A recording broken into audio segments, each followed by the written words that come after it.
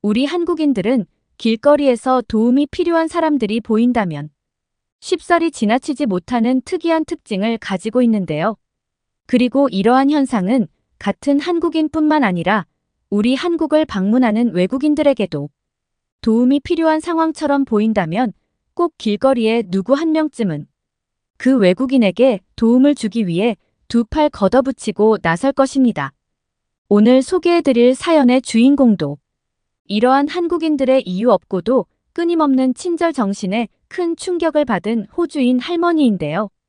해당 사연의 주인공은 노화로 인해 귀가 잘 들리지 않아 보청기를 끼고 지내는 평범한 할머니인데 자신의 인생 최초로 해외여행을 한국으로 왔다가 그만 보청기를 잃어버려 곤란한 상황에 빠졌지만 이내 자신의 눈앞에서 펼쳐지는 한국의 현실에 큰 충격을 받았다고 하는데요. 과연 이 할머니에게는 무슨 일이 있었던 것일까요? 안녕하세요. 저의 인생에서 처음 해외여행을 한국으로 시도하게 된 뒤 인생의 축복을 받은 60세의 할머니 루나입니다. 키보드의 자판을 쓰는 것에 익숙하지 않아 저의 경험을 전달해 드리는 것에 어려움이 있을 것 같아서 아들의 도움을 받아 제가 한국에서 겪었던 잊지 못할 추억을 하나하나 적어 내려가고 있습니다. 다들 저보다 많은 해외여행의 추억을 가지고 계시겠지만 첫 해외여행 국가를 선택하게 된 뒤 처음으로 그 나라의 땅을 밟아본 경험이 다들 있으신가요? 아마 대부분의 사람들이 이러한 경험이 있겠지만 저는 60세가 넘은 매우 늦은 나이에 한국으로 첫 해외여행을 시도한 상당히 특별한 사람이라고 할 수 있습니다. 하지만 불과 얼마 전 제가 처음 한국이라는 나라에서 겪었던 경험은 적지 않은 나이인 저에게 아직도 큰 깨달음을 주었던 여행으로 기억되고 있기에 다른 사람보다 조금은 특별함, 저의 첫 한국 해외여행 기억을 들려드리려고 합니다. 저는 지금의 나이가 되기까지 계속 한 곳에서의 은행, 직장에서만 근무해오던 다소 고령화된 늙은 직장인이었습니다.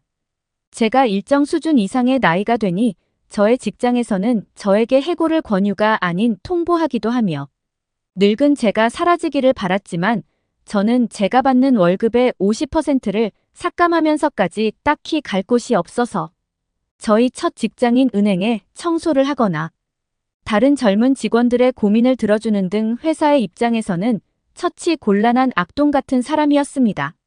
그렇지만 저에게는 책임져야 될 가족들이 있었기 때문에 다른 사람들보다 늦은 나이가 될 때까지 말 그대로 계속해서 일만 해왔고 그러는 사이 저는 남들이 평범하게 해본 것들을 하나둘씩 하지 못하게 되는 상황이 시작되더군요. 그리고 그 중에서도 제가 제일 하고 싶었던 것은 바로 제가 사는 호주 근처의 나라들을 여행하는 것이 아닌 비행기를 타고 전혀 다른 나라의 땅을 밟는 해외여행의 꿈을 실천하는 것이었습니다.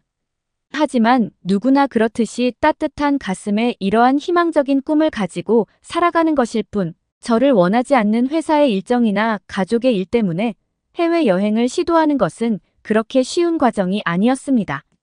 더군다나 저는 해외여행을 단 한 번도 시도해보지 않은 늙은 사람이었기 때문에 정작 다른 나라로의 해외여행을 떠나려면 제 가족의 도움, 특히 아들의 도움이 필요한 것은 물론 어떤 나라를 여행해야 재미있는 해외여행이 될지 선택하지도 못하는 그저 나이 많은 노인에 불과했죠.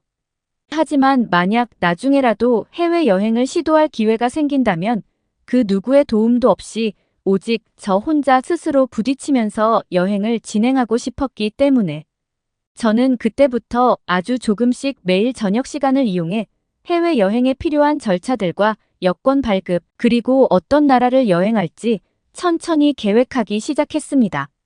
처음 해외여행을 떠나는 것이지만 일반적인 여행과 다르게 이미 이러한 과정을 준비하는 것부터 지금까지 겪어오던 평범한 소풍 수준의 여행들과는 전혀 다른 두근거림이 느껴지며 정작 해외여행을 언제 떠날 수 있을지 정해지지 않은 상황에서조차 마치 내일이라도 다른 나라로 떠날 수 있을 것 같은 기분에 그 순간만큼은 저희 나이가 젊어진 것 같았습니다.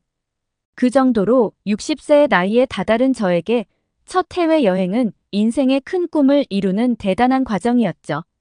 하지만 이러한 해외여행을 시도할 기회는 아주 좋지 않은 타이밍에 불쑥 저의 인생에 나타나게 되었습니다.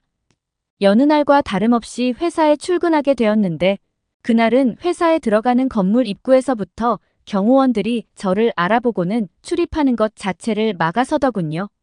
지금까지 모든 회사의 퇴사 권유를 버텨왔었지만 그날은 다른 날과 다르게 이제는 그만두어야겠다는 생각이 들었고 그렇게 저는 다소 후련하고도 시원한 마음으로 곧장 집으로 돌아오게 되었습니다.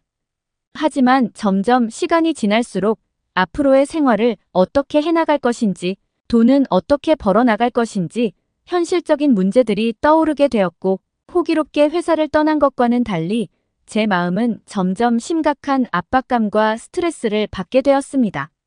저의 아내와 아들은 할 만큼 했으니 괜찮다며 이제는 제발 쉬라고 말했지만 어째서인지 지금까지 제가 버텨온 직장 생활들이 모두 물거품이 된 것 같은 기분마저 느껴졌고 꽤 늦은 나이까지 정글 같은 회사 생활에서 버텨왔지만 이제는 그것마저도 할 수 없는 거울 속 제 자신을 보면서 이유 모를 우울감을 느낄 정도였습니다. 그리고 이러한 스트레스에 압박감 때문인지는 몰라도 왜인지 모르게 그날부터 양쪽 귀가 이따금씩 전혀 들리지 않는 이상한 증상이 나타나기 시작하더군요.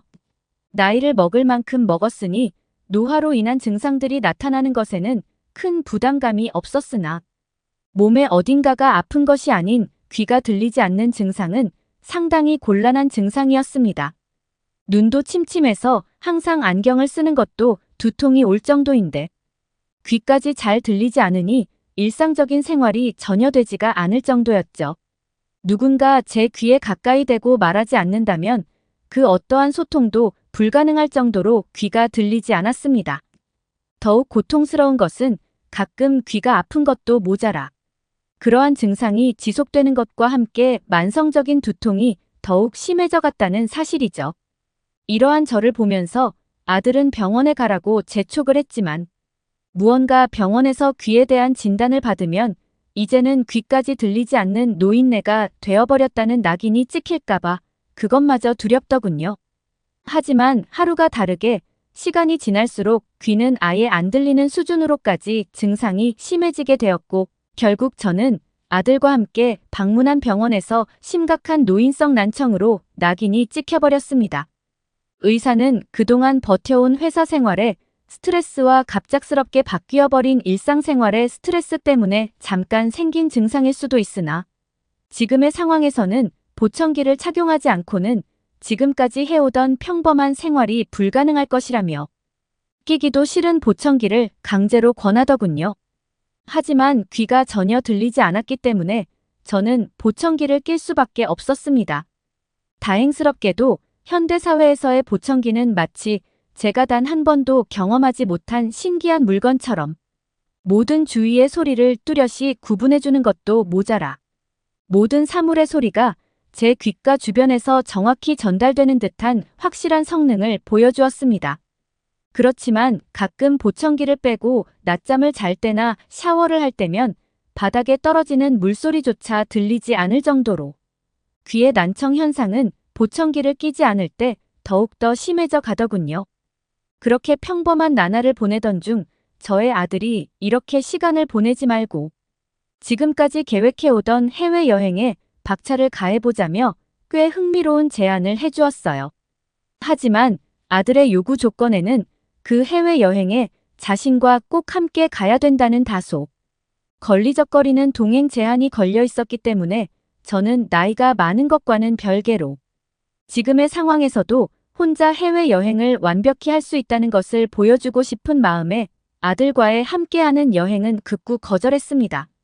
오직 첫 해외여행은 저 혼자 시도하고 싶었고 또 온전히 즐기고 싶었기 때문이죠. 그렇게 아들은 저의 제안에 한참을 고민하더니 혼자 여행을 갈 것이라면 최대한 안전한 나라로 가야 될 것 같다면서 제가 전혀 고려하지 못한 한국이라는 나라를 추천해 주었습니다.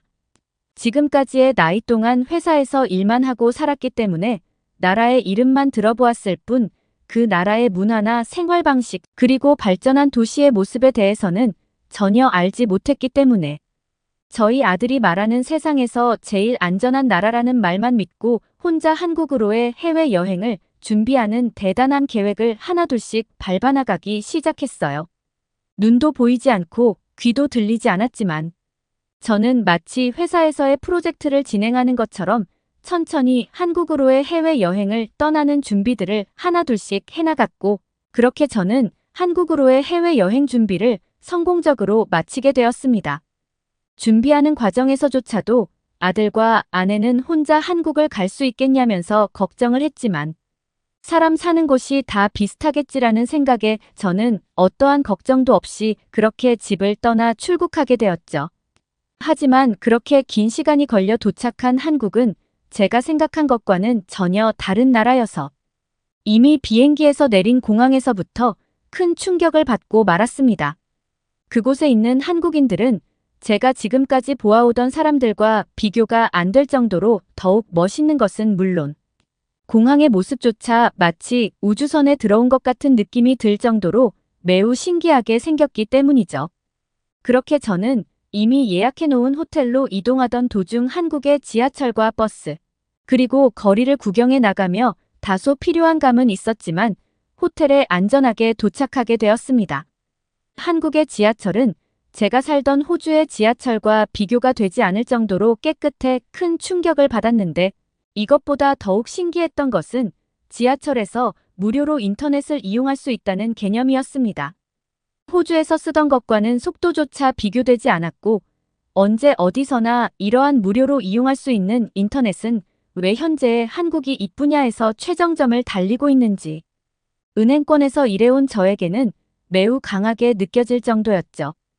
도착한 호텔에서의 휴식도 그렇게 비싼 호텔은 아니었지만 호주의 평범한 호텔들과는 비교가 불가능한 쾌적한 상태를 보여주었고, 프론트의 한국인 직원들이 영어를 너무나 능숙하게 잘해서 존경스러움마저 느껴질 정도였습니다. 하지만 다음 날 호텔을 떠나 두 번째 날의 본격적인 여행 일정을 진행하려던 저는 큰 실수를 저지르고 말았습니다. 호텔에서는 분명히 끼고 나온 것 같은 보청기가 어느샌가부터 제 귀에 있지 않았고, 그때부터 저는 귀가 전혀 들리지 않는 심각한 상태에 처하고 말았기 때문이죠. 눈은 보이기 때문에 귀가 들리지 않는 것은 아무것도 아니지 않냐고 물을 수 있지만 길거리의 자동차 소리나 주변의 소음 자체가 정확하게 들리지 않는 것은 타국에서 해외여행을 처음 시도하는 저에게는 공포나 다름없었고, 무언가 주변 사람의 도움이 필요할 때도 전혀 그 사람의 말을 들을 수가 없기 때문에 저는 등에서부터 식은 땀이 흐를 정도였습니다. 그렇게 저는 길거리 한가운데서 단 한 걸음도 움직이지 못한 채 주변을 땅바닥만 둘러보며 떨어진 보청기가 있는지 찾아보고 있었죠. 그런데 바로 그때 누군가가 제 어깨를 두드리더군요. 그 사람은 한국인이었는데 무엇 때문인지는 몰라도 저에게 무슨 말을 하면서 다소 화가 난 것 같은 표정을 짓고 있었습니다. 하지만 저는 그 사람의 말을 들을 수가 없어서 제 휴대폰을 꺼내 찍은 보청기가 없어서 귀가 들리지 않는다는 언어적 표현을 전달했는데, 그 한국인은 너무나 놀라는 표정을 지으면서 마찬가지로 휴대폰을 통해 저에게 미안하다는 의사를 전달하더군요. 그런데 그 한국인은 저에게 그럼 지금 들을 수가 없는 상태냐는 말과 함께 혹시 어딘가로 가려던 것이라면 자신이 그곳까지는 안내해주겠다면서 놀라운 친절을 보여주었어요. 그 한국인은 자신 또한 아버지가 보청기를 사용하는 생활을 하시는데 그것의 불편함을 잘 알고 있다며 공포에 빠진 저를 다소 안정된 상태로 이끌어 주었습니다. 저는 여행을 하던 중이라고 설명을 했고 앞으로 방문하기로 한 장소들의 리스트를 쭉 보여주게 되었는데, 그 한국인은 자신이 모든 장소는 아니지만 어느 정도까지는 함께 가는 것이 나을 것 같다면서 시간도 괜찮으니 리스트에 있는 곳보다 더욱 좋은 장소들을 몇 군데 소개해주겠다는 말을 핸드폰 글자를 통해 전달해 주었습니다. 저로서는 너무나 감사한 상황이었지만 호주에서는 한 번도 경험해보지 못한 친절이기에 처음에는 어느 정도 경계심이 있었습니다. 하지만 그 한국인은 무려 3시간이 넘는 시간 동안 저에게 여행, 장소에 대한 이야기거리들을 휴대폰을 사용해 하나하나 문자로 설명해 주었고 그 설명과 함께 한국의 다양한 장소들을 보니 그저 눈으로 보는 것보다는 더욱 재미있는 여행이 되었습니다. 호주에서는 이처럼 모르는 사람과 동행을 하는 것에 경계심을 품는 것이 당연한데 이 한국인이 보여준 친절함에 저조차도 그러한 경계심은 무너지고 정말 편안한 마음으로 여행을 관람할 수 있었기에 그 한국인의 친절함은 더욱 제 마음에 각인되게 되었죠. 또한 다행스럽게도 그 한국인은 근처에 간이 형식의 보청기를 빠르게 제작해주는 업체가 있다며 처음 보는 저를 끝까지 책임지는 듯한 친절과 함께 저를 그곳까지 안내해 주더군요. 한국에서는 보청기조차도 몇 시간이 되지 않아 매우 빠른 시간에 만들어지게 되었고 그렇게 저는 한국의 말도 안 되는 생활편의 인프라와 한국인들의 친절함에 감탄을 금치 못하며 새로운 보청기마저 착용의 위기를 넘길 수 있었습니다. 그 한국인은 헤어지는 순간까지도 자신이 알고 있는 몇몇 유명한 식당을 소개해주며 떠났고 그렇게 저는 한국이라는 나라의 매력에 그날 단 하루 만에 푹 빠지게 되었습니다. 지금은 다시 제가 살고 있던 나라로 돌아와 아들에게 한국이 얼마나 살기 편안한 곳인지 설명해주고 있지만 아들은 아직도 제 말을 믿지 않고 있지. 아마도 첫 해외 여행으로 한국을 선택하지 않았다면 보청기를 잃어버린 그 순간 저는 그곳에서 모든 여행을 종료해야 했을 것인데 그곳이 한국이어서 아주 다행이었던 것 같습니다. 아직 한국을 여행해보지 않은 사람들이 있다면 저같이 나이가 많은 사람도 혼자 여행을 다닐 수 있는 한국을 꼭 한번 가보기를 추천합니다. 어떻게 들으셨나요?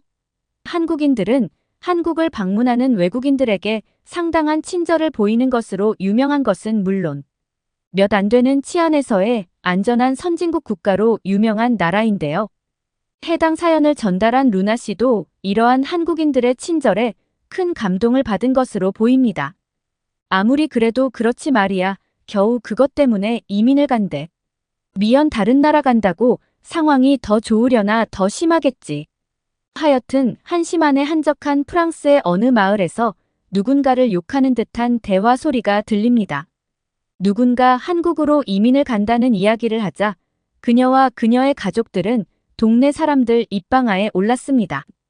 그리고 마을 사람들은 이민을 간다며 마을을 떠나는 그녀와 그녀의 가족들을 안타까운 눈으로 쳐다봅니다. 시간이 흘러 5년 뒤 또각또각 높은 구두를 신고 당당하게 걸어오는 그녀 도도하고 당당한 표정으로 검정색 드레스를 입고 있습니다. 그녀는 지금 마을 한복판을 다시 걷고 있습니다. 5년 전 뒷담화를 주도했던 릴리라는 여자 앞에 멈춰섭니다. 짙은 선글라스를 내리며 릴리에게 말을 건네고 있습니다. 그리고 릴리는 절규하며 그녀에게 안깁니다. 그녀가 떠난 사이 이 마을에는 무슨 일이 있었던 것일까요? 사연 만나보겠습니다. 안녕하세요. 저는 프랑스 시골 조용한 마을에 살고 있습니다. 이 마을에서 나고 자란 저는 40년 넘게 이 마을을 떠나지 않고 있습니다. 하지만 최근 몇 년 사이 저희 마을은 상당히 시끄러워졌고 그 때문에 마을을 떠나는 사람들도 생겼죠. 그리고 이런 마을이 시끄러워지기 전에 마치 성경 지명이 있는 것처럼 가장 먼저 이곳을 떠나 한국으로 이민을 간 젤이었습니다. 몇몇 사람들은 그런 젤이 대단한 결정을 한다고 지지해 주었지만 오히려 반대로 한심하다며 뒷담화를 즐겨했던 릴리라는 여자와 그 주변 무리도 있었습니다. 그리고 5년 만에 마을을 찾아온 제리와 그녀를 욕하던 릴리는 정반대의 입장이 되어 있었습니다. 제가 그 이야기를 들려드릴까 합니다. 원래 마을에는 30대 젊은 애엄마들끼리의 모임이 있었습니다. 같이 아이를 키우는 입장에서 공유할 것도 많고 옷 같은 것도 물려주고요. 그런 좋은 취지에서 시작된 모임은 꽤 오랜 기간 지속되었습니다. 제리와 릴리는 동갑 남자아이를 키우고 있습니다. 그 때문에 그 모임에서도 더 절친한 사이였죠. 평화로운 마을 분위기와 다르게 프랑스 사회는 급변하고 있었습니다. 프랑스는 안 그래도 노숙자 문제로 꼴머리를 앓고 있고 프랑스 같은 대도시도 예외는 아니죠. 상당히 많은 수의 노숙자들이 도심을 꽉 채웠고 결국 일부 노숙자들은 노숙자들끼리의 자리싸움에서 밀려 도심 외곽으로 퍼지며 노숙자들의 영역 또한 넓어지고 있었습니다. 노숙자들은 몸을 씻을 수 있는 물이 필요했기 때문에 호수 주변을 에워싸며 점점 영역을 넓혀오고 있었고 저희 마을에도 서서히 노숙자들이 보이기 시작했습니다. 당연히 마을 사람들은 그들을 두려워했습니다. 그들이 안타깝고 불쌍하다며 음식을 조금씩 나누어주는 사람도 있었지만 모든 노숙자들이 그 집으로 몰려가 당연하다는 듯이 음식을 요구하는 분위기가 되는 걸 보고 다들 노숙자들과 친해지지 않으려고 했습니다. 그리고 한 번은 노숙자가 아이들에게 말을 거는 모습을 본 한 주민은 놀라서 노숙자에게 소리를 쳤고 그 노숙자에게 공격을 당하는 일까지 터져버리죠. 마을 사람들은 불안해진 동네 치안에 경찰에게 도움을 요청했지만 밤에 경찰차 한 대가 와서 마을 메인 도로에 경광등을 켜고 그냥 서 있는 것 말고는 주민들에게 해줄 것이 없었죠. 그마저도 다른 신고가 있으면 자리를 뜨긴 했지만 마을 사람들이 믿는 유일한 구석이었죠. 이런 나빠진 상황을 참지 못하고 결국 이사를 가는 동네 주민들도 있었지만 호수 주변 멋진 경관이 어우러진 이 마을보다 더 안 좋고 깊숙한 곳으로 가야 노숙자들을 피할 수 있었습니다. 그러다가 마을에서 가장 영향력 있는 30대 초반 주부들의 모임에서 제리가 가장 먼저 이곳을 떠나겠다고 결정하죠. 그것도 다른 마을도 아닌 해외로 말이죠. 남편 회사에서 한국 주재원 자리가 하나 났는데 제리는 기회라고 생각해 적극적으로 남편에게 한국으로 가자고 해서 한국으로 가게 되었거든요. 갑작스러운 결정에 모두들 놀랐죠. 제리는 프랑스는 어딜 가도 노숙자들이 많고 자녀를 키우기에 좋은 환경이 아닌 것 같다며 더 이상 프랑스는 틀렸다고 말을 하죠. 그리고 이 마을도 호수 경치가 뛰어난 게 장점이 아닌 노숙자들을 몰고 오는 그런 블랙홀 같다는 이야기를 하죠. 이 마을에서 나고 자란 릴리는 제리의 말이 거슬렸습니다. 마을에 대한 자부심이 강한 그녀인데 아무리 절친한 친구인 제리가 그런 말을 했다고 해도 그냥 넘어갈 수 없는 일이죠. 릴리는 그녀에게 한국이라는 곳이 어디인지는 잘 모르지만 프랑스같이 좋은 나라도 노숙자 문제로 골치를 썩고 있는데 그곳에 간다고 이런 위험을 피할 수 있을 거라는 생각은 착각이라고 말을 하죠. 듣고 있던 제리는 싸울 일도 없이 자신이 한국에 대해서 알아본 것들을 이야기하기 시작합니다. 그 자리에 있던 많은 젊은 주부들도 제리의 말에 눈이 휘둥그레지죠. 누가 들어도 제리가 한국에 가는 걸 말릴 이유는 없어 보였습니다. 릴리는 주변 사람들이 제리의 말에 동조하자 화가 납니다.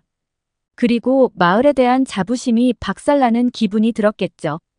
그렇게 제리에게 소리를 칩니다. 거기가 그렇게 좋으면 지금 당장 꺼져라, 꺼져라고 말이죠. 제리는 릴리의 그런 반응에 깜짝 놀라며 서운했지만 그녀가 섭섭해서 그런 것이라 생각하고 자리를 뜨죠. 제리는 한동안 한국으로의 이주 준비를 하느라 모임에 참석하지 않았습니다. 그동안 릴리의 주도 아래 한국에 대해 나쁜 것들을 이야기하고 자극적인 이야기에 그 모임 주부들은 동조되죠. 그렇게 한국으로의 이주 준비를 마친 제리는 작별 인사를 하기 위해 모임에 참석하지만 얼마 전 제리가 알던 분위기가 아니었습니다. 다들 제리에게 한국에 나가지 왜 여기 오냐며 비웃음을 당했죠. 그리고 릴리는 제리를 흘겨보며 이렇게 좋은 마을을 떠난다는 너를 축복해줄 사람은 아무도 없어. 꺼져줄래 절규하겠다는 회심의 한마디를 하죠. 제리는 그 자리에서 릴리와 다른 사람들에게 문전박대 당합니다. 제리는 그런 사람들의 태도에 서운했지만 자기가 마을에 대해 너무 안 좋은 이야기를 한 것인가 스스로 고민하며 릴리의 이런 추악한 행동에 대해서 알지 못했습니다. 그렇게 그녀는 한국으로 갔습니다. 제리가 한국으로 가 있는 동안 그 모임에서 제리는 자주 뒷담화의 주인공이 되었습니다. 연락을 해보니 힘들다더라. 한국이 위생적이지 않아서 음식 먹고 탈이 나서 병원에 갔다더라 등 근거 없는 이야기들이 대화의 주제거리였고 그것이 진실이든 아니든 한국에 간 제리에 대한 이야기는 그저 재미있는 소재거리였죠. 그리고 북한이 미사일을 쐈다며 그것 때문에 한국에서 무서워서 살겠냐며 다들 아주 난리가 아니었죠. 그렇게 잘 살아보겠다며 한국 이주를 결심한 제리는 어느새 한심한 여자가 되어 있었죠. 그렇게 2020년이 되고 세계적으로 유행했던 전염병이 프랑스에도 퍼지기 시작했습니다. 다들 난리가 났죠. 그때도 마찬가지로 한 여자가 한국이라는 곳의 지도를 찾아봤더니 좁아 터졌더라. 거기서는 더 위험한 거 아니겠냐며. 이 모임 출신으로는 최초 사망자가 나오는 거 아니겠냐며 깔깔대고 있었습니다. 하지만 그런 비웃음에 대한 벌이라도 받았던 걸까요? 전염병이 퍼지자 무료 급식소들이 운영을 중단하게 되었고 몇 개 운영하지도 않는 무료 급식소에 노숙인들이 집중적으로 모여들기 시작했고 무료 급식소발 전염병은 프랑스의 모든 마을로 퍼져나갔습니다. 이 조용한 마을도 그 여파를 피할 수 없었습니다. 노숙인들과 접촉을 했던 사람부터 이미 감염이 되었지만 마을 사람들은 이런 조용한 마을에 벌써 그런 게 퍼질 리 없다며 단순한 감기 취급하며 개인 방역을 무시하다시피 했죠. 결과는 뻔합니다.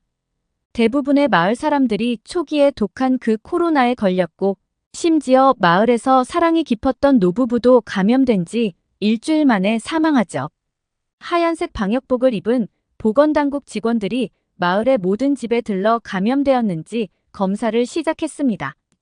사실 이미 너무 아파서 생사를 우고 가는 사람이 한둘이 아니었고 이주부 모임의 여자들도 입양을 피할 수 없었죠.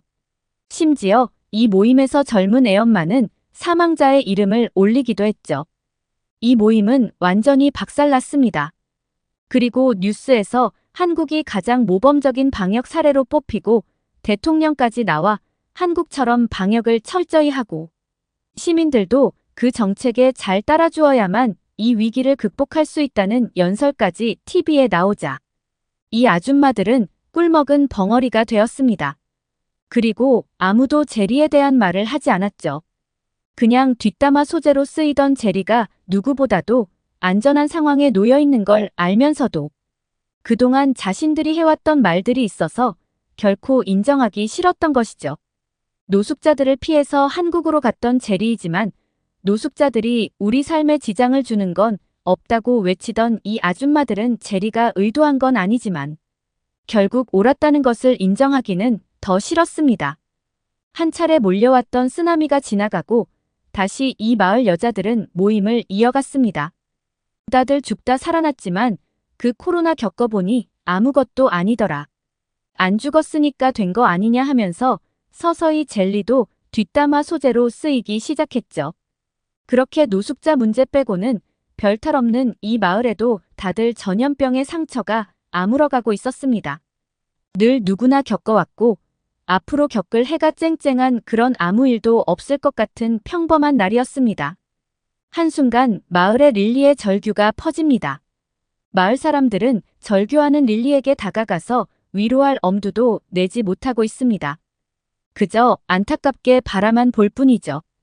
마을에 살던 노숙인 한 명이 사람 없이 시동이 걸려있는 차를 발견하고 순간적으로 차를 훔치겠다고 생각했나 봅니다. 재빨리 그 차에 탔지만 바로 뒤에서 차 주인이 집에서 나오며 소리를 치죠. 당신 누구야? 당장 차에서 내려. 노숙자는 그 자리에 내려서 용서를 빌었다면 문제가 없었겠지만 쫓아나온 차 주인을 피해 도주하기 시작합니다. 그리고 노숙인은 마을 도로에서 시속 80마일 넘게 속도를 냅니다. 당연히 구불구불한 도로에서 제대로 운전을 할 수 없었고 중심을 잃은 자동차는 주차되어 있는 차와 부딪혀 릴리의 집을 정면에 두고 돌진합니다. 그 앞에서 잔디를 깎고 있던 릴리의 남편에게 그대로 돌진하죠. 그 뒤 릴리의 앞마당에 있던 200년 된 큰 나무를 부딪히고 나서야 차는 멈춥니다. 릴리는 놀라 밖으로 뛰어나왔고 쓰러져 있는 남편을 안고 절규합니다. 이미 노숙인 때문에 소란스러워진 마을 주민들은 무슨 일인지 밖으로 나왔지만 절규하고 있는 릴리에게 아무것도 해줄 것이 없었습니다. 단지 구급차와 경찰차가 올 때까지 곁을 지키고 있는 것 말고는 말이죠. 그리고 마을에서는 장례식이 열렸습니다. 모든 사람들은 인품 좋았던 릴리의 남편 로버트를 추모하고 있었죠. 그리고 장례식이 한창 진행 중이던 그때 뒤늦게 누군가 또각또각 구두 소리를 내며 이곳으로 걸어오고 있었습니다. 누가 지각한 거냐며 뒤를 돌아본 마을 사람들은 깜짝 놀랐습니다. 검은 드레스를 입은 젤이 걸어오고 있는 걸 보게 되죠. 그리고 릴리는 제리를 보며 내 말대로 나도 이곳을 떠날 걸 그랬다며 제리에게 안겨 서럽게 눈물을 흘립니다. 그리고 마을 사람들은 그제서야 제리가 현명했다는 걸 알게 되었죠. 마을 사람들은 누구나 한 번씩 노숙자들 때문에 피해를 입었던 경험이 있고 한국에 갔던 제리보다는 남아있는 우리가 더 낫지 않겠냐며 애써 존재하고 있는 위협을 부정했던 사람들입니다. 해결책보다는 그렇게 스스로를 위로하던 사람들이었거든요.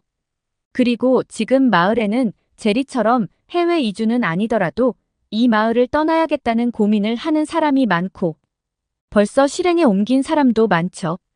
이 마을이 영원할 수는 없겠지만 이렇게 생각보다 빠르게 마을이 줄어드는 현상이 생기는 걸 보며 한편으로는 속상하기도 합니다. 그렇다고 해서 더 좋은 환경을 찾아 떠나는 그 사람들을 비난할 수는 없는 것이죠. 그리고 이제 아줌마들의 모임에서는 한국에 대한 관심도가 높아졌고 제리가 살고 있는 한국의 모습을 거짓이 아닌 있는 그대로의 장점을 보며 대화의 주제가 되고 있습니다. 물론 한국이라고 해서 모든 게 완벽할 수는 없겠지만 매일같이 한국에 대해서 조사해오는 아줌마들의 이야기를 듣다 보면 한국에 한번 가보고 싶다는 생각이 드는 건 부정할 수 없네요. 제가 들려드릴 저희 마을 이야기는 여기까지입니다. 다들 릴리에게 심심한 위로를, 제리에게는 응원을 해주는 마음 가져주시길 바라겠습니다. 안녕하세요. 제 이름은 루이스입니다. 저는 스위스에서 왔어요. 유학생으로 왔습니다. 그렇지만 이제 곧 스위스로 잠깐 돌아갔다가 다시 돌아올 예정이에요. 비자를 학생 비자가 아니라 취업 비자로 바꿔서요. 그 말은 한국에서 일자리를 구할 예정이라는 뜻이에요. 제 전공은 연기입니다.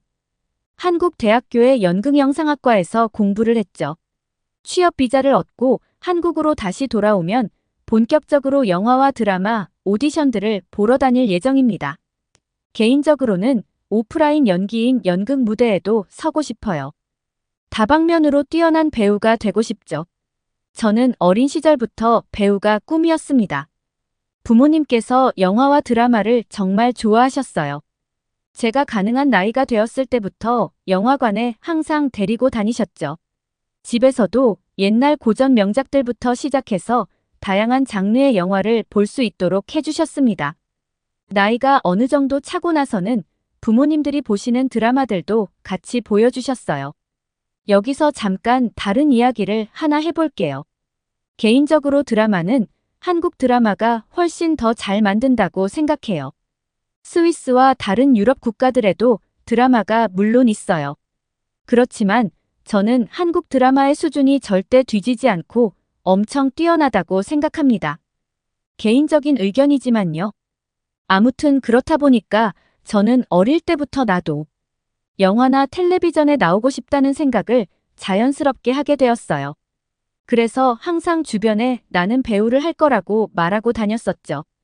제 부모님은 스위스에서 함께 회사를 운영하시는 사업가셨습니다. 제가 태어났을 때부터 이미 부모님의 사업은 자리를 잡고 탄탄하게 번창하고 있었어요.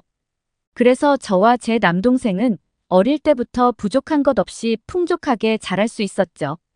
옷도 좋은 것들만 입고 좋은 단독주택에서 살았습니다. 이런 환경은 제가 배우라는 꿈을 어린 시절부터 가질 수 있도록 해주었어요. 사실 배우가 성공이 보장된 직업은 아니잖아요.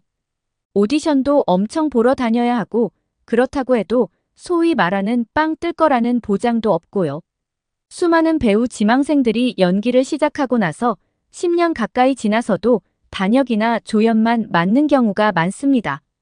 물론 이게 얼마 뒤 제 미래이기도 하겠지만요.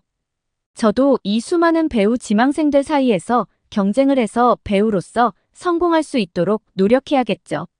사실 한국에는 배우 지망생임에도 불구하고 뛰어난 연기력을 가진 사람들이 많아서 떨리고 긴장되기도 해요. 원래는 배우의 꿈을 꾸면서 고등학교를 졸업하고 나서 미국으로 가고 싶었습니다. 모든 배우 지망생들은 할리우드를 꿈꾸잖아요. 저도 그랬었죠. 그래서 고등학교를 졸업하기 전부터 저는 미국으로 건너가기 위해서 준비를 시작했었어요. 그런데 고등학교 졸업식을 하기 3개월 정도 전에 제 계획은 바뀌었습니다. 왜냐하면 제가 우연히 한국 드라마를 보게 되었거든요. 고등학교 졸업식 3개월 전에 친한 친구의 친언니가 결혼을 하게 되었습니다. 저도 초대를 받아서 결혼식에 가게 되었고요. 그런데 친언니의 남편 되는 분이 한국 사람이시더라고요. 남편분은 한국에서 스위스의 음악대학교로 유학을 오셔서 친구의 언니를 만나 결혼하게 되셨다고 하셨어요. 스위스에서는 결혼식이 파티 같은 분위기가 강해요. 크게 하는 것보다는 가족들과 친한 친구들을 불러놓고 즐겁게 파티를 하는 느낌이죠. 스위스 여자와 한국 남자의 국제 결혼이었기 때문에 파티에는 스위스와 한국 두 나라의 문화가 공존하게 되었습니다. 음식도 스위스 음식 반, 한국 음식 반이었어요. 그렇게 신나게 결혼 파티를 하다가 이내 밤이 되었습니다. 어른들이나 나이 많으신 할머니, 할아버지들은 주무시러 가셨어요. 그리고 저를 비롯해 친구와 신랑 신부의 친구들만 남게 되었죠. 그때 친구 친언니의 한국인 남편분이 무엇인가를 가져오셨습니다. 바로 영화 한 편이었어요. 자기가 정말 좋아하는 영화라고 하시면서 함께 보자고 하셨죠. 그런데 한국 영화였습니다. 저는 그렇게 제 인생 첫 한국 영화를 보게 되었어요. 그 영화가 아직도 기억이 나는데요. 지금은 세계적으로도 유명하신 봉준호 감독님의 괴물이라는 영화였어요. 지금까지 영화는 저희 미국인 스위스 영화 그리고 유명한 미국 할리우드 영화만 봤었어요. 그런 저에게 괴물이라는 영화는 정말 큰 충격이었습니다. 이야기도 이야기였지만 배우들의 연기가 정말 감탄스러웠어요. 제가 배우 지망생이라서 더 연기력이 잘 보였는지도 모르겠지만요. 아무튼 저는 그 영화에 홀딱 반해버렸습니다. 그래서 집에 돌아오자마자 봉준호 감독님 외에 다른 영화들도 다 찾아보았어요. 그리고 다른 한국 영화들도 보기 시작했죠. 인상 깊은 연기를 보여준 배우들은 기억해두고 다른 작품들도 찾아보았답니다. 그러다가 한국 드라마들도 1편, 2편 보기 시작했죠. 그때부터 서서히 마음이 한국 쪽으로 옮겨지기 시작했어요. 저는 배우로서 성공하려면 할리우드가 1순위라고 생각했었는데 그 생각이 바뀌기 시작한 거죠. 한국의 배우들은 어떻게 저런 연기를 할 수가 있을까 하는 생각이 들었습니다. 그리고 저도 한국의 뛰어난 배우들처럼 그렇게 연기를 하고 싶었고요. 그래서 저는 미국 말고 한국으로 가기 위해 계획을 수정하기 시작했어요. 저에게 괴물이라는 영화를 보여주셨던 친구 친언니의 남편분에게서 감사하게도 도움을 많이 받았습니다. 그리고 한국에는 좋은 대학교에 좋은 연기에 예술학과 전공이 많다고 알려주셔서 그쪽을 알아보기 시작했어요. 물론 부모님께서는 걱정하셨습니다. 제가 원래 가려고 했던 곳은 미국이잖아요. 미국은 그래도 어느 정도 잘 알고 계시고 익숙한 나라니까 괜찮다고 생각하셨던 거죠. 그런데 한국은 잘 알지도 못하는 나라인데 갑자기 한국으로 가겠다고 하니까 걱정을 많이 하셨습니다. 그래도 제 선택이니까 지지해 주시겠다고 하셨어요. 저는 그렇게 미국에서 한국으로 계획을 바꿔 한국의 여러 대학교에 있는 연극 영상학과들에 지원했습니다. 외국인 전형이 있는 곳으로요. 그중 몇 곳에서 합격이라는 결과를 보내주었는데요. 저는 친구 친언니 남편분께 조언을 받아서 가장 좋다고 느껴지는 학교로 진학을 결정하게 되었습니다. 그렇게 저는 5개월 남짓한 시간 동안 한국어를 최대한 열심히 공부했습니다. 그리고 한국으로 혼자 들어오게 되었어요. 한참 부족한 한국어 실력으로 오게 된 거죠. 중요한 말이나 꼭 필요한 의사소통은 할 수 있도록 비행기 안에서도 정말 연습을 많이 했습니다. 스위스에서 한국으로 오는 동안 거의 10시간이 걸렸는데요. 잠을 3시간도 안 잔 것 같아요. 열심히 한국어만 공부했었습니다. 그리고 한국에 와서 외국인 유학생들이 들어가는 기숙사에 들어가서 생활하게 되었어요. 기숙사에서 만난 친구들과 같이 입학하게 된 대학 동기들은 모두 착하고 친절했습니다. 학교 교수님들도요. 어떤 교수님들은 많은 나라들 중에서도 한국을 선택해줘서 고맙다고 하기도 하셨어요. 한국의 영화나 드라마 제작 수준이나 한국 배우들의 연기 수준을 높게 평가해줘서 고맙다고요. 저는 정말 한국의 할리우드에 비해서도 뒤지지 않는다고 생각했었거든요. 그런데 그렇게 감사를 표하시는 걸 보고 한국 사람들은 정말 겸손하다고 생각했습니다. 한국어를 공부하면서 수업까지 따라가는 것이 어렵기도 했어요. 그렇지만 수업 퀄리티도 정말 좋았고 친구들이 한국어 공부를 잘 도와주었습니다. 동양 나라는 처음이라서 걱정했는데 음식도 너무너무 저하고 잘 맞았어요. 스위스가 미식의 나라, 음식의 나라로 유명하기는 하지만 한식은 정말 어디 내놔도 손색 없을 정도랍니다. 개인적으로 한식도 더 많이 알려졌으면 좋겠어요. 저는 그렇게 한국에서 6개월 정도를 생활했는데요. 2학년으로 올라오니까 한국어 실력도 꽤 능숙하게 늘게 되었어요. 어려운 어휘 빼고 의사소통에는 문제가 없을 정도였죠.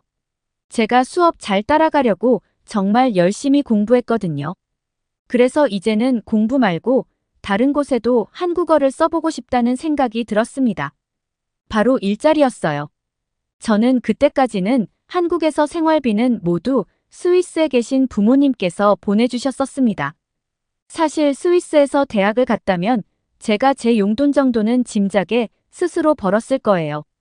그렇지만 부모님께서는 딸이 말도 잘 안 통하는 타국에 가서 고생할까봐 걱정하신 거죠.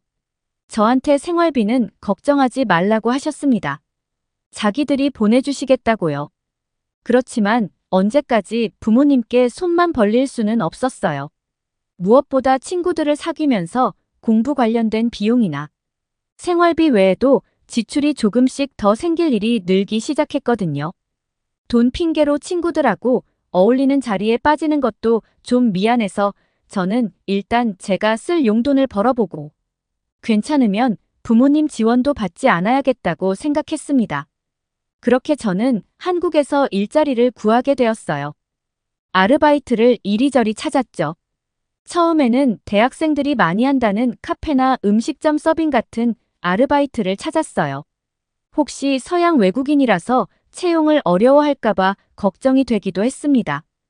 그래서 이태원에 있는 외국인 사장님들이 운영하시는 식당도 가보았었죠. 그런데 면접 본 한국 사장님들은 거의 다 친절하셨어요. 그렇게 여러 군데를 두고 고민하던 중 학교 친구가 제게 색다른 일자리를 추천해 주었습니다. 바로 대학로라는 곳에 있는 연극 극단들 아르바이트에 지원해보라는 말이었어요. 저는 대학로라는 곳은 들어본 적이 없어서 그게 뭐냐고 물어봤습니다. 친구는 대학로를 모른다고 하며 놀라더니 저에게 친절하게 설명해 주었어요. 대학로는 한국 연극 극단들의 성지와도 같은 곳이라고 그러더라고요. 대학로 연극 무대부터 시작해서 지금은 한국의 최정상 배우가 된 사람들이 많다고요. 대학로에는 관객이 10명 남짓한 소규모 연극도 있고 200명이 넘는 대규모 연극까지 정말 다양한 작품이 있다고 했어요. 그리고 각 극단에서 항상 치열하게 좋은 연극을 올리려고 한다고요. 그래서 꼭 연극 배우가 아니더라고 극단에 들어가 스태프나 그런 쪽으로 아르바이트를 하면 크든 작든 무조건 제 연기 생활에 도움이 될 거라고 했습니다.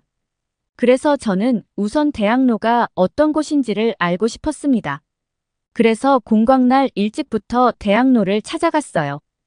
그리고 제가 마주하게 된 광경은 정말 놀라웠습니다. 오전 이른 시간부터 사람들이 정말 북적이고 있었어요. 친구가 말한 대로 소규모부터 대규모까지 작품들이 정말 많았습니다. 그리고 무엇보다 대단했던 건 규모에 상관없는 인기였어요. 어떤 관객분은 소규모 연극의 오후 공연을 보려고 3시간 전부터 미리 티켓을 샀다고 그러시더라고요. 저는 정말 놀랐습니다. 스위스에는 이런 거리가 없거든요. 연극들이 한 공간에 공연장들을 두고 올라오는 거리라니 배우 지망생인 저에게는 꿈의 공간과도 같았습니다. 저는 바로 여기서 아르바이트 자리를 구하겠다고 다짐하고 여기저기 돌아다니며 다양한 극단의 연극 포스터들을 모았어요. 그리고 공연장을 한 군데씩 돌아다니면서 무작정 물었습니다. 혹시 어느 자리든지 상관없으니까 아르바이트 자리가 없느냐고요. 갑자기 외국인이 찾아가 아르바이트 자리를 물어보면 당황할 법도 하지만 한국 사람들은 역시나 친절하게 맞아주었습니다. 그렇게 몇 개의 극단을 돌아다니다가 마침내 일자리를 구했어요. 한 극단에서 소품 담당 스태프 자리가 비었다고 하더라고요. 비록 저는 배우 지망생이지만 학교에서 연기뿐 아니라 전반적인 연출에 대해서도 배우거든요. 제가 배운 걸 활용할 수 있는 일자리여서 바로 하겠다고 했습니다. 극단의 연출님께서도 배우 지망생이면 소품 이해도가 높을 것 같다며 만족하셨고요. 저는 수업이 없는 날 이틀 동안 아침 9시부터 오후 3시까지 일을 했습니다. 친구들 말대로 정말 배울 점이 많았어요. 연습하는 극단 배우들의 연기를 보면서도 늘 감탄했습니다. 그 배우분들은 자기들은 아직 한참 부족한 아마추어라고 하셨지만 그 말도 정말 겸손한 말이었어요. 한국 사람들은 연기 잘하는 사람들만 모였나 싶더라고요. 제가 연기를 하는 게 아니었지만 옆에서 보기만 해도 연기 공부가 되는 기분이었습니다. 그렇게 한 3개월 정도 일을 했을 때였어요. 그날도 아르바이트를 마치고 집에 와서 쉬고 있었죠. 그런데 오후 6시쯤 되자 전화가 걸려왔습니다.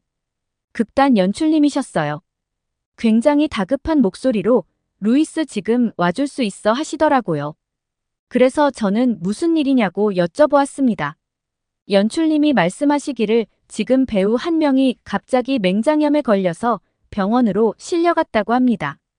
그래서 저녁 공연을 앞두고 배우 한 명이 공석이 되었다고 했어요. 큰 비중의 역할은 아니라 대사도 그렇게 많지 않다고 금방 외울 수 있다고 하셨죠.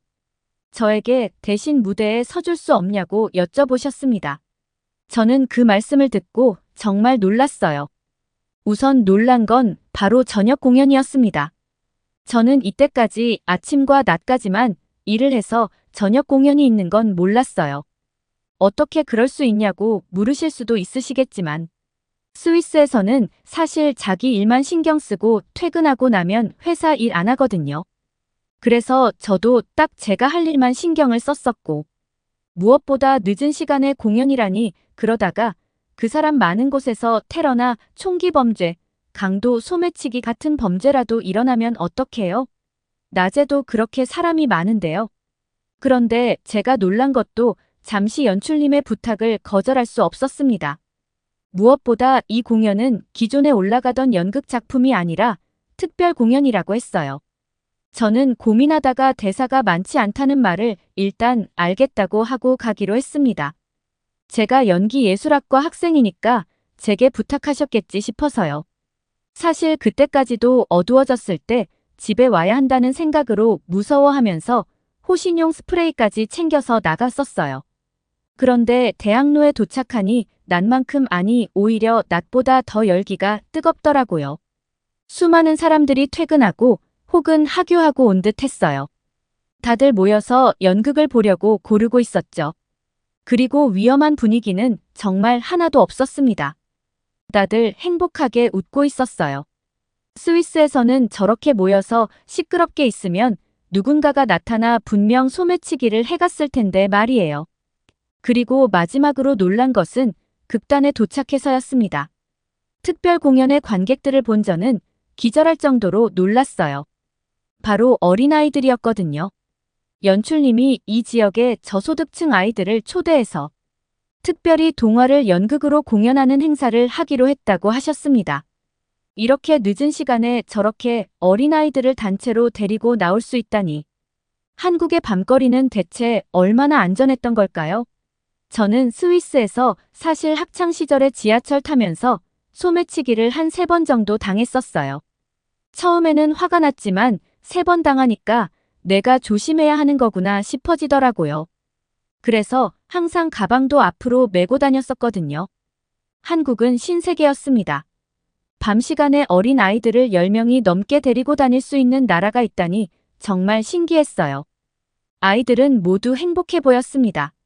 늦은 시간에 외출해서 무서워하는 것 같은 느낌은 전혀 없었어요. 오히려 즐거워 보였죠. 동화를 연극으로 만든 거라 다 아는 내용이었습니다. 그래서 대사도 쉽다고 하신 거였고요. 사실 저는 아이들이 외국인인 저를 보고 놀랄까봐 걱정도 했습니다. 그런데 제가 등장하자 아이들은 손뼉을 치면서 환호하더라고요. 제 파란 눈을 보고 공주님 눈이라고 좋아했습니다. 마지막이 끝나고 다 같이 인사할 때 아이들은 다 같이 일어나서 손뼉을 치고 소리를 질러주었어요. 그 무대가 바로 제가 처음으로 다른 사람 앞에서 연기를 한 무대였습니다. 비공식적인 데뷔인 셈이었죠. 12명의 아이들이 관객 전부였지만 박수를 받는 내내 너무 행복했고 눈물이 핑 돌았습니다. 공연이 끝나고 나서 배우들과 사진을 찍을 수 있는 시간에 아이들은 저에게로 우르르 몰려왔어요. 제 금발과 파란 눈을 보고도 전혀 무서워하거나 낯설어하지 않았습니다. 진짜 공주님이라고 너무 좋아해 주었어요.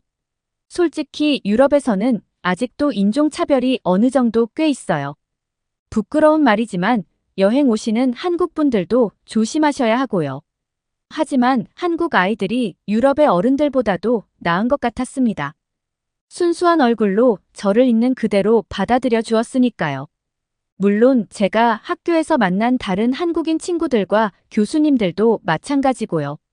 사실 끝까지 어느 정도 걱정이 되어서 바깥을 내내 지켜보았는데요. 그 밤거리를 아이들은 아무런 경계심 없이 신나게 떠들면서 걸어가더라고요. 그 모습을 보고 내가 얼마나 좋은 나라에 와 있는지 다시 한번 실감했습니다. 그리고 제 미래를 상상하게 되더라고요. 아무런 걱정과 소매치기 생각 없이 돌아다닐 수 있다면 얼마나 좋을까요? 저도 나중에 결혼해 자식이 생기면 아이와 함께 대학로의 저녁 공연을 보러 오고 싶다는 생각이 들었습니다. 지금은 열심히 공부해서 졸업도 했고 이제 스위스에 돌아갔다가 취업 비자 받고 다시 오면 열심히 오디션 보러 다닐 거예요. 저에게 따뜻함을 알려주고 사람들을 단단히 믿는 법을 가르쳐준 한국에 보답하는 마음을 가지고 오래오래 좋은 배우로 활동하고 싶습니다. 끝까지 시청해주셔서 감사합니다. 더욱더 좋은 영상으로 찾아뵙겠습니다.